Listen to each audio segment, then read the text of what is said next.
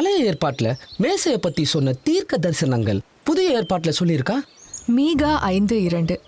இஸ்ரவேலை ஆளப்போகிறவர் உன்னிடத்திலிருந்து புறப்பட்டு என்னிடத்தில் வருவார். மத்தேயு 2:1. யூதருக்கு ராஜாவாக பிறந்திருக்கிறவர் எங்கே? ஆதியாகமம் 22:18. ஆபிரகாமே உன் சந்ததிக்குள் பூமியிலிருந்து சகல ஜாதிகளும் ஆசீர்வதிக்கப்படும். மத்தேயு 1:1. ஆபிரகாமின் குமாரனாகிய தாவீதின் குமாரனான இயேசு கிறிஸ்துவின் வம்ச வரலாறு. ஆதியாகமம் 49:10. சமாதான கர்த்தர் வருமளவில் செங்கோல் யூதாவை விட்டு நீங்குவதும் இல்லை. ஜனங்கள் அவரிடத்தில் சேருவார்கள்.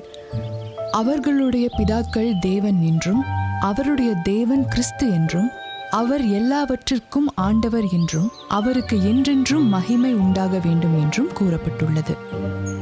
தானியேல் 2:44. பரலோகத்தில் கடவுள் என்றென்றைக்கும் அழியாத ஒரு ராஜ்யத்தை எழும்ப பண்ணுவார்.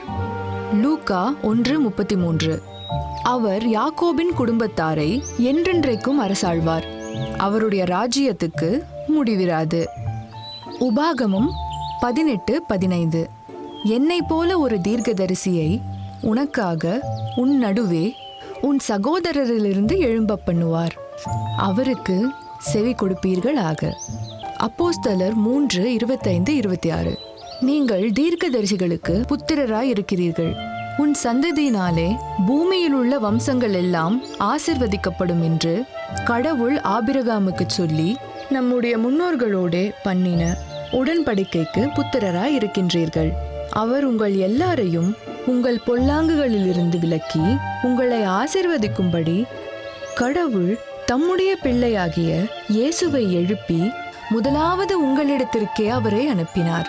திருமூலர் திருமந்திரம் சொல்லுது, விண்ணின்று இழிந்து வினைக்கீடாய் மெய்கொண்டு தன்னின்று தாளை தலைக்காவல் முன்வைத்து உன்னின்று உருக்கியோர் ஒப்பிலா ஆனந்த கண்ணின்று காட்டி களிம்பறுத்தானே.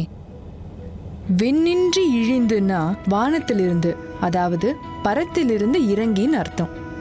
வினைக்கீடாய் மெய்கொண்டு மனிதனோட பாவத்துக்கு ஈடாக ஒரு உடம்பை கொண்டு, அதாவது மனித அவதாரமா உருக்கொண்டு தன்னின்று தாளை தலைக்காவல் முன்வைத்து சிலுவையில் தனது உயிரை தியாகமாக்க முன்வந்து உன்னின்று உருக்கியோர் ஒப்பிலா ஆனந்த கண்ணின்று காட்டி களிம்பறுத்தானே. நம்ம இருதயத்தையே உருக்கி அளவில்லாத மகிழ்ச்சியை காணும்படியாக ஆவியினால் உணர்த்தி நமது பாவத்தை அறுத்துவிட்டவரேன்னு அர்த்தம்.